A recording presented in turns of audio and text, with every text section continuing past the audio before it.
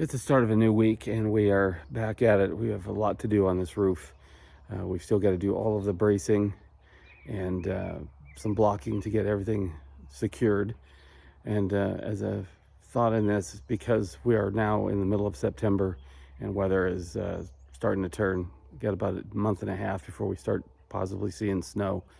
I made the decision to have the contractors help me with getting the roof sheeting on. We still have that.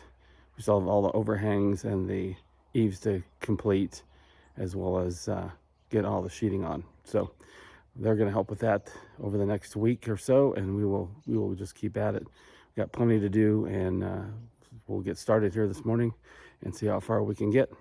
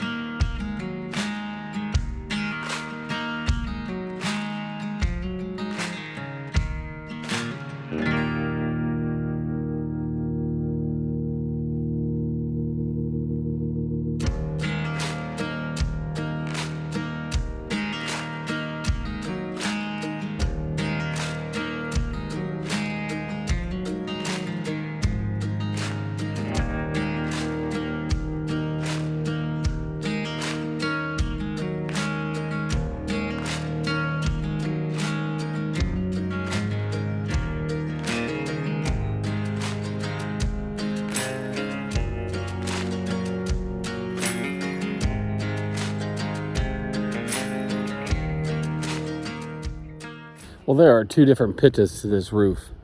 This one right here is an 812 pitch, and the house itself is the 612. So the porch is considerably steeper. You can tell that we put the ladders up there to provide stability and walking on there without having to slip off that thing. But it is certainly steep. But we got half the porch framed and got the eaves in on that, and that's a huge step up. We still have to do the other side of that, but we're kind of continuing, intertwining stuff to make all the sheets match. But we're slowly making progress on it. But the two different pitches make for a difficult task. Plus, we're going to have to, or when I get ready to shingle this thing, going to have to go to harnesses because I don't feel comfortable enough getting up there with loose sand and gravel off those shingles to get this done. Anyway, we're moving right along and we'll just keep at it.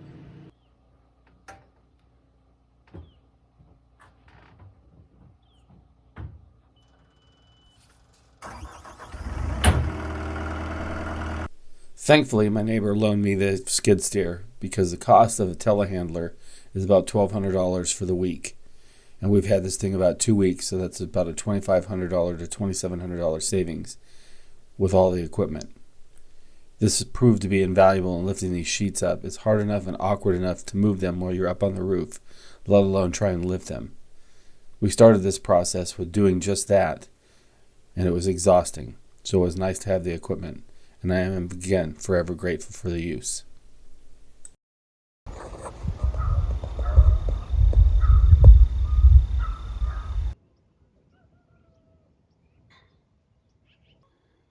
With the central part of this roof, as you can see, we moved all the little piggyback trusses up there, but those will fill in the gaps from one roof line over here to the next. We'll go ahead and use these P-trusses to fill in all this along the top here, and then put in sheeting all the way across as well. One thing is for certain, from the moment that the trusses arrived on site, it was easy to see how complicated this roof was going to be. With 65 different trusses and a different setup, running north-south and then east-west and then north-south again.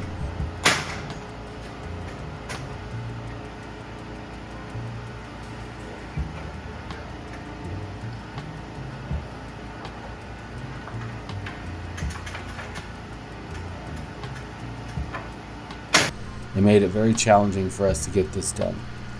The center section of this house, again, runs east-west, and the P-trusses themselves run north-south.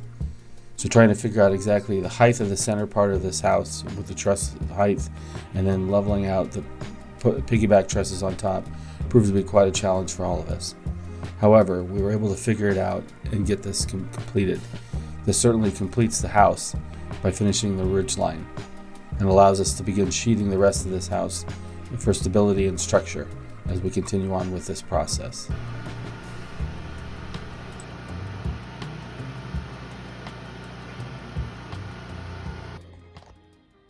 Well, we managed to get all of the center part of the house done, that forms the rest of the ridge line. All the piggyback trusses were installed.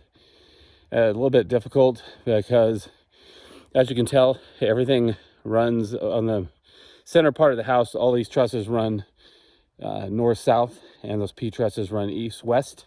So they kind of float over the tops of the center four.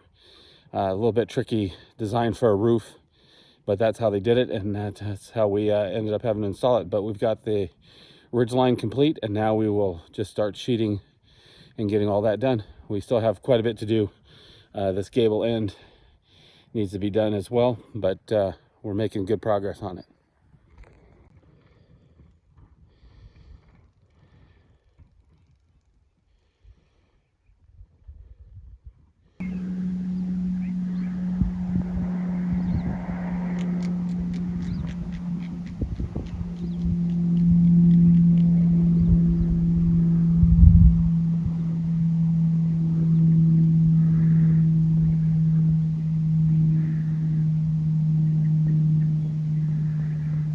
There's no real point in my going up on the roof with them while they handle doing the sheeting. So I'm going to go ahead and get started on the next big project, which is going to be plumbing. So I'm going to go ahead and start working on all the layouts for where things need to go and start calculating what I need for all the pipe and different components I need. It's going to be a little bit tricky to figure out since I've never done plumbing, but we'll get at it today on see what I can get done while these guys continue on with the roof. What I'm doing is I'm marking out the plumbing location for the toilet flange. Those have to be 12 inches from a wall that has got sheetrock on it, or 12.5 inches if they're from the base stud. So now that I've got my location marked of exactly where the center part of the toilet is, I'll go ahead and set that up so that I can begin cutting those out at some point here soon.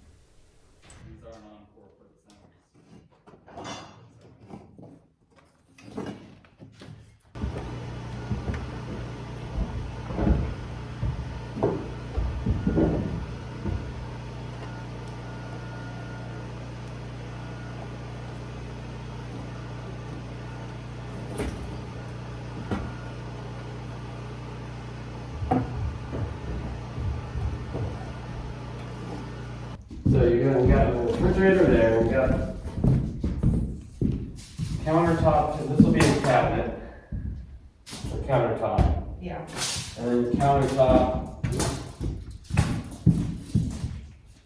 And then countertop will probably have to end, man, I hate to have this space though, like that. So, you know, you can. But you don't, I mean, you follow what I'm saying? Yeah. You got this door here, and it's your choice whether you want A barn a barn door or just a regular door, right? I mean, we could put a barn door above it. You can put a barn door, it would slide this way. Yes, it would, but it would take up, you'd have the rail going across your wall. Right. So you really couldn't put anything on your wall. Yeah. Kitchen. We need to seal off. Well, I don't know. I personally think that there needs to be a walkway on each side of the island. Because what we could do is do an L-shaped counter, right? Because your refrigerator's here, we just need to keep enough distance for the doors to open and be able to get into the fridge without tripping on stuff, right? But you could do an L-shaped cabinet that came out to here, or an island, like we had at our first house. You know what I mean? Oh, I see what you're saying. So instead of having an opening. Right, we we just run a countertop all the way around and just kind of arc it like that, and then come out to here. Why even wrap it around? Why don't you just start here? I mean, you don't need to wrap anything around. You have a counter that starts here, and we'll just go here.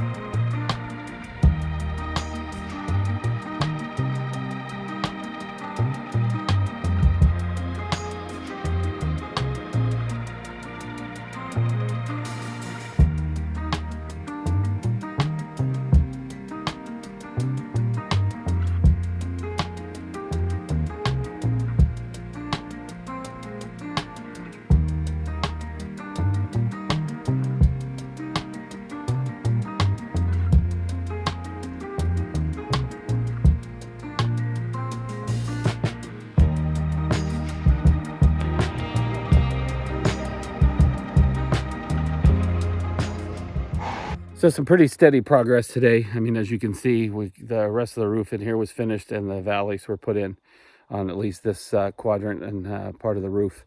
Tomorrow we'll get back at it on the other side over here and get that finished. And we still have the back side of the roof to go. Crew decided to take off it, as you can see. It's starting to sprinkle, and not being up on the roof is not something we want to handle with the thunderstorms. So we'll get back at it tomorrow and carry on. But it's looking pretty good. I'm pretty satisfied with everything so far. When I mean that there's been a lot of work to try and get these trusses to fit, as you can see right there, we had to add furring strips to the tops of those trusses on one side in order to make sure that the roof deck was even with the peak of the roof. You can see it starts down there, goes there, thins out, and then we're back to normal truss action there. That has been the case with the trusses over the front porch for sure. Everything else looks even and everything else. However, on that side, for some reason, there was a considerable dip in the foundation, probably due to where that rock was. So it's by 1/2 inch to 3/4 of an inch on those three trusses. So those were furred out, and now everything is even and looking good. Again, this is why I brought in skilled help with this. It's because those are some things that I knew I probably needed to get done, but it's great to have the expertise to actually work on it and get that balanced out. So in the end, everything will seam up. And well, it's typical with Montana. As you can tell behind me, we've got severe thunderstorms moving in this afternoon, so that kind of cuts our work short for today, but that's all right. We'll let the guys get a break, and I will continue working on other projects until it starts raining too heavy, and we'll pick it up a little bit later. But coming along pretty good.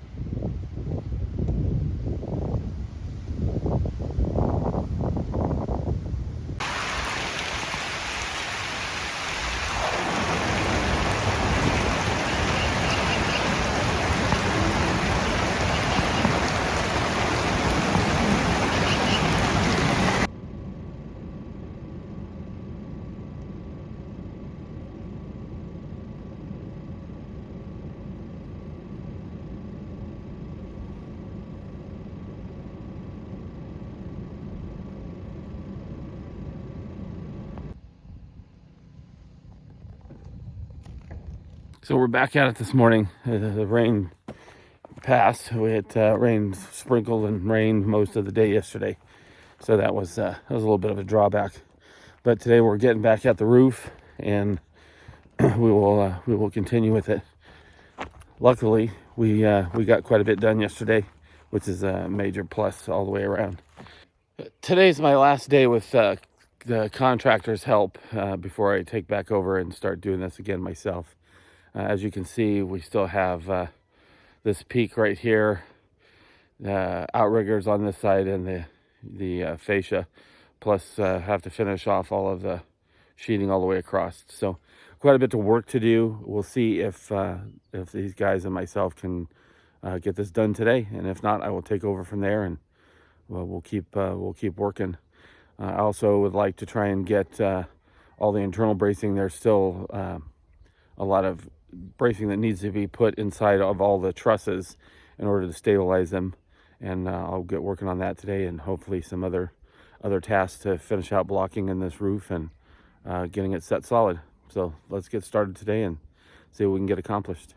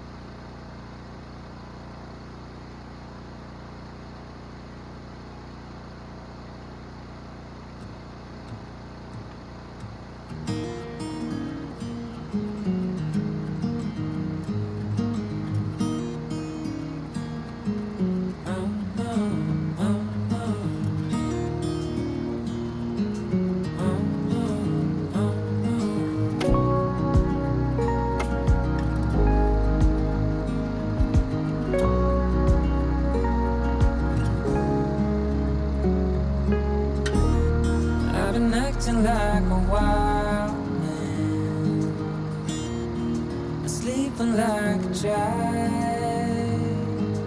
You're so luminous and vibrant. I'm always in bloom for you. Always in bloom. Always in bloom for